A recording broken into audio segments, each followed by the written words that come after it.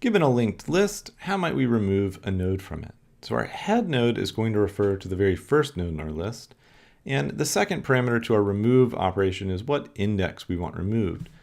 Now it's worth noting that if we want to think about the index, we're doing this in sort of an abstract way, sort of in a general computer sciencey way, talking about the ordinal of a given node. So the ordinal of this node is 0, the ordinal of this node is 1, the ordinal of this node is 2. If we gave an index like index 1, because this is a linked list, we can't immediately jump to index 1. We have to work our way node by node to get to reach index 1. We would first have to start at the head node, and then we would have to traverse to the second node, and that second node has an index of 1. So if we were trying to remove the node at index 1 from this list, you can imagine that the ultimate outcome of this would be a list whose values are A and then C and then null thereafter.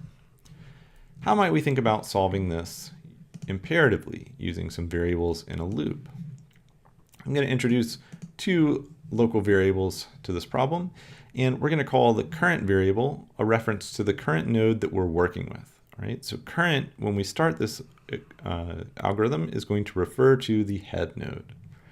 And the next index is going to refer to the index of the node after the one we're looking at. I'm going to call this index 1, right? Because currently we're looking at element A here, and it's the next index, the node of the next element is index 1. So the next index begins at 1.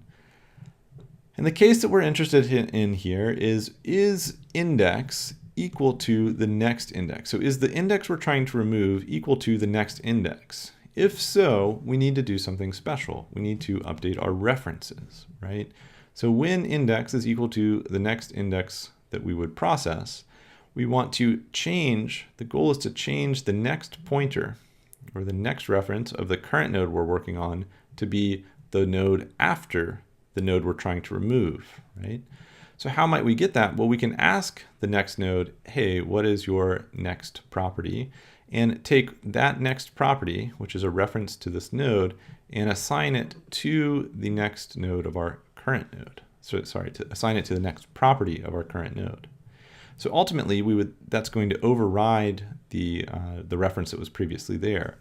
So when we're done, we're going to see that A is going to refer to C in this way, and then we can get rid of our node B when we think about what happens when this function actually returns. So let me just move B out of the way because it no longer it's referable from the head of our list. At this point, once we've found the node that we're trying to remove, the job of this function call is done, and we can actually take the current head node, the node that we started this function on, and return it back to the caller.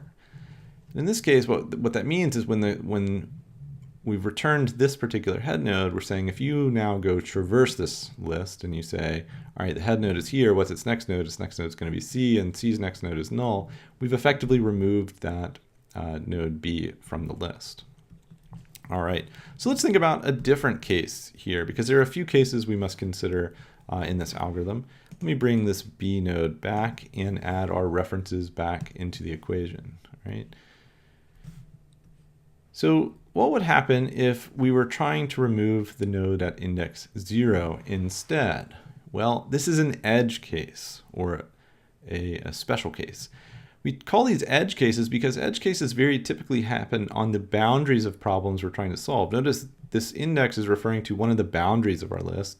There's another case that you'll have to consider. What happens when we try and remove something that doesn't even exist on this list, whose index is past null? But in this let's think about this, the edge case at the front edge of our problem when index is 0. So in this edge case, our current is also going to refer to this node, and our next index is going to be 1.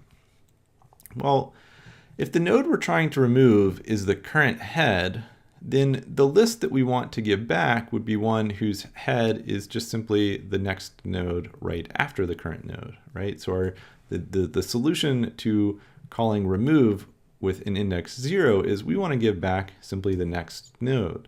So what would we do? Well, in this edge case, right, when index is 0, you want to simply give back the reference that is in the next property of the head node, because that is going to be a reference to the new head of this list with the very first element removed from it, right? So what calling remove with 0 as the index would wind up doing is giving back to the caller of this function simply the B node. It would say, all right, here is a reference to the B node that I'm going to give back to you. It would get that reference by saying, hey, what is the head node's next property? So that's one of the edge cases we must consider. The other edge case we need to consider is what happens when, say, our index is actually greater than the or equal to the length of our list, right? So if we start back at our starting point here, index is 3, our next index is going to be 1, and our current is this node 0. Well, we can ask ourselves, hey, is the next index less than or the index we're looking for? Yes. So what will we do? Well, let's update current to be the very next node. And let's say that the next index is now going to be 2, right? Because if our current node is here, the index of the next node is actually going to be 2, right? So next index is always going to be the index of the next node. Is this still less than the index we're looking for? Yep. So what do? Well, we say current is now going to be this particular node. Next index is going to be 3. So what do? Well, in this case, we've reached another interesting edge case, right? So here, next index is now equal to index. So that means that the next node is the one we're trying to remove. But what we see is that the next node is actually null. So when the next node is null and you've reached the point that you're trying to remove, you don't do anything, right? There's nothing to remove here from our list. We've actually referenced an index that doesn't exist. So when we realize that we've done that, there's nothing left for us to do except return our head value back to the caller. So our list has not changed at all.